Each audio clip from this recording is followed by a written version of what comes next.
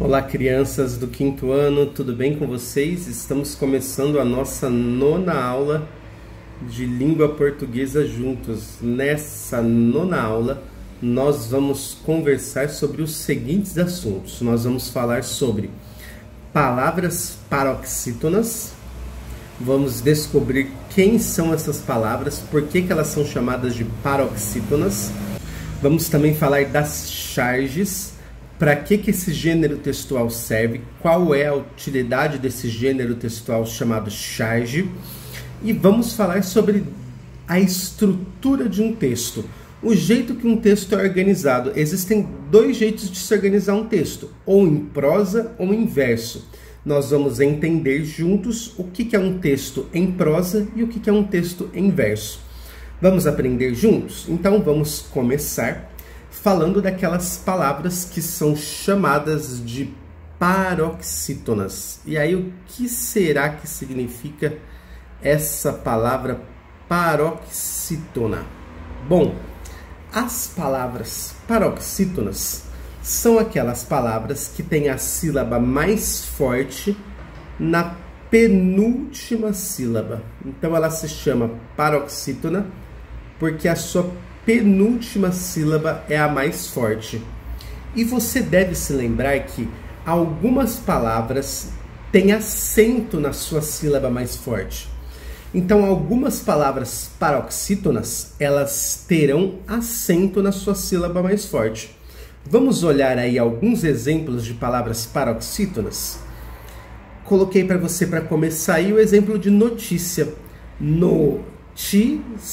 Notícia tem 3 sílabas. O ti é a sílaba mais forte. E nesse caso, o ti de notícia está acentuado. Então, notícia é uma palavra paroxítona que tem a penúltima sílaba mais forte e ela leva acento no i. Vamos ver a próxima. Reportagem. Reportagem. Reportagem tem 4 sílabas. A sílaba mais forte é o tá, mas nesse caso, essa paroxítona não recebe acento. Por que ela é paroxítona? Porque a sílaba tá é a sílaba que a gente fala mais forte em reportagem. Observe, reportagem. Para falar o tá do reportagem, nós levantamos um pouco o tom da voz. A gente quase não percebe quando falamos as palavras rapidamente. Mas se você demora um pouco, se você fala mais devagar as palavras, você vai perceber e você vai sentir qual é a sílaba mais forte daquela palavra. Reportagem. Muito bem, vamos olhar a próxima palavra. Família. Vamos contar as sílabas de família. Família. Família tem 3 sílabas. A mais forte é a sílaba que tem o mi. Nesse caso, o mi também recebe acento. Quero que você observe uma coisa que está acontecendo tanto em notícia como em família. Notícia e família terminam com a. E as duas recebem acento na palavra paroxítona. Observe isso. Vamos ver a próxima palavra. Sabonete. Sabonete. Sabonete tem 4 sílabas. A penúltima sílaba é a mais forte. A T é a última, o NE é o mais forte e é a penúltima sílaba. Então, o NE é a sílaba mais forte de sabonete. Fórum. Fórum. Tem 2 sílabas, a mais forte é o fó, que inclusive leva o acento. Observe que fórum termina com UM. Vamos olhar agora para a próxima palavra, que também é uma paroxítona. Vírus. Vírus. Vírus é uma palavra paroxítona que tem acento no i. E a sua sílaba mais forte é o vi. Vamos olhar a próxima. Amigo. Amigo. Amigo tem a sílaba mais forte no mi. E é uma palavra paroxítona porque a penúltima sílaba é a mais forte. A última sílaba de amigo é o go. A penúltima é o mi. Ela é a mais forte. Amigo. A gente não fala amigo. A gente não fala amigo. A gente fala amigo. amigo. Então é como se tivesse um acento aí nesse i do mi, e é por isso que ele fica, por isso que o mi é a sílaba mais forte do amigo. Vamos olhar a próxima palavra, fácil. Fácil. Fácil também leva acento no Fá e é uma palavra paroxítona. A próxima, olha essa palavra que interessante. Esta palavra antes tinha acento. Com a nova regra do português, ela perdeu o acento, a palavra ideia. Ideia. Ideia tem 3 sílabas. A mais forte é o dei. A última palavra que nós vamos observar, túnel. Túnel. Túnel tem o acento no U e a sílaba mais forte é o tu.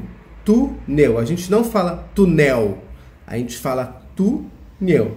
Por isso que o acento está no U, porque a sílaba mais forte do túnel é a sua penúltima sílaba. E como todas essas palavras têm a penúltima sílaba mais forte, elas são chamadas de paroxítonas.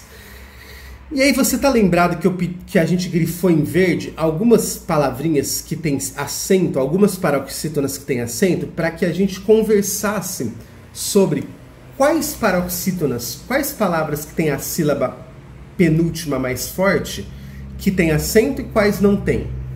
Bom, e aí eu tenho algumas coisas para falar para você sobre esse assunto.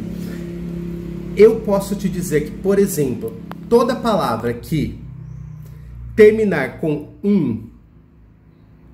ou uns e tiver a penúltima sílaba mais forte, vai ter acento, como é o caso de fórum. Toda palavrinha que terminar com L e tiver a penúltima sílaba mais forte, como túnel e como fácil, vai ter acento na penúltima sílaba, vai ter acento na sílaba mais forte. E também eu quero te dizer que se essa palavra que tem a penúltima sílaba mais forte terminar com us, como é o caso do vírus, ela também vai ter acento na penúltima sílaba. E para terminar, se essa palavra terminar com 2 vogais juntas, que no português a gente chama de ditongo, que tem 2 vogais juntas, ela também vai também vai ter acento na penúltima sílaba, na sílaba mais forte, como é o caso de notícia e é o caso de família. Ah, professor, mas eu preciso sempre lembrar que as paroxítonas, as palavras que têm a penúltima sílaba mais forte, só vão ter acento se elas terminarem com 2 vogais, com us, com uns ou com L? Não, você não precisa decorar isso neste momento, mas eu estou te mostrando isso para que você, quem sabe, se recorde na próxima vez que você ficar com dúvida de escrever essas palavras. E você vai aprendendo os acentos que cada palavra tem, quanto mais você escreve, quanto mais você lê, e aí você vai conseguir aprender com o tempo, com calma, todas essas regrinhas que são importantes para a gente lembrar. Bom, falamos das palavras paroxítonas, vamos falar agora da charge. O que é uma charge? Primeiro eu quero te dizer que a charge é um gênero textual. Ela está organizada em uma determinada gaveta de textos ali que tem uma certa finalidade. Qual é a finalidade? Qual é o objetivo? Para que serve uma charge? Bom, a charge é um tipo de texto, né, que procura criticar assuntos atuais. Então, através de um desenho e de um texto, essa charge sempre vai criticar, vai satirizar. O que significa satirizar? Tirar sarro, fazer você pensar através do humor sobre assuntos sérios do nosso cotidiano. É o que nós estamos vendo nessas 2 charges que estão aparecendo aí. Vamos ler juntos a primeira. Eu sei como você se sente. Também está cheio de adulto que não acredita em mim. Então aí nós temos um diálogo entre o Papai Noel e o coronavírus, e o Papai Noel está dizendo que, assim como muitos adultos não acreditam nele, muitos adultos também não acreditam no coronavírus. E é por isso que nós estamos ainda no meio de uma pandemia, e que essa pandemia já dura mais de 1 ano, exatamente porque os adultos não estão respeitando as regras de higiene, de convívio social, para evitar que o coronavírus se propague. Muitos adultos não acreditam nele. Então essa charge, através do humor dela, né, que é engraçado você pensar que o Papai Noel existe, mas essa graça está fazendo você pensar também que o coronavírus, nós não podemos vê-lo, assim como nós também não podemos ver o Papai Noel, mas o coronavírus está entre nós, está infelizmente matando muitas pessoas ainda.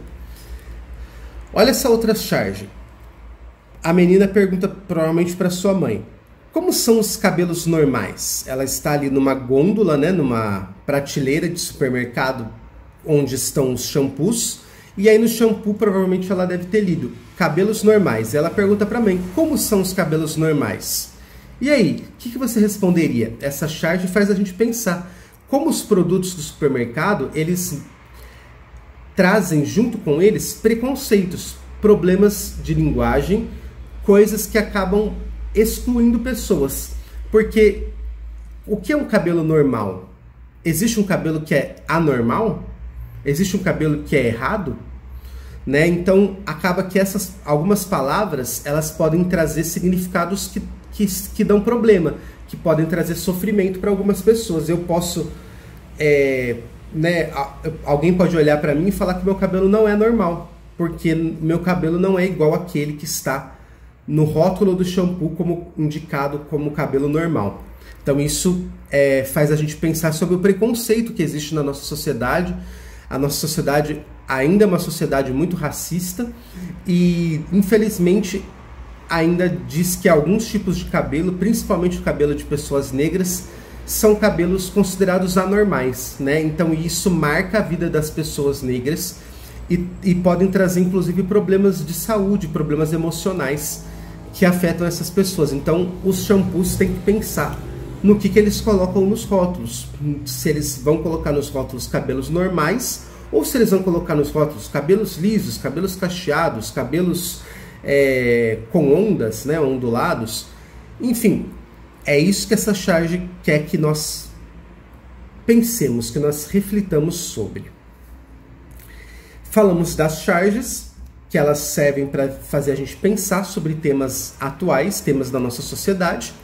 E para terminar a nossa aula, vamos falar sobre textos em prosa e textos em verso.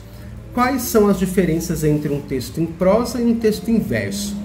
Bom, primeiro eu quero te dizer que texto em prosa e texto em verso tem a ver com a estrutura do texto, o jeito como o texto está organizado.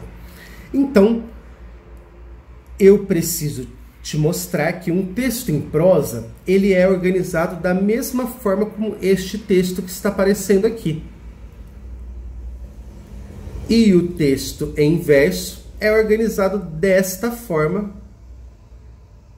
que esse texto que eu destaquei em vermelho está te mostrando. Basicamente, o texto em prosa, ele é organizado em parágrafos. Então eu tenho aqui um parágrafo. Eu tenho um outro parágrafo em cima, que é a fala de uma personagem, e eu tenho um primeiro parágrafo que está destacado aqui. Então o texto em prosa, ele é estruturado em parágrafos e usa as linhas até o final. Já o texto em verso, ele, como o próprio nome diz, ele é em versos. Então perceba aqui que o texto em verso, ele não usa as linhas até o final e estrutura o texto de acordo com um certo ritmo, de acordo com rimas. O texto em verso, ele tem a estrutura do poema.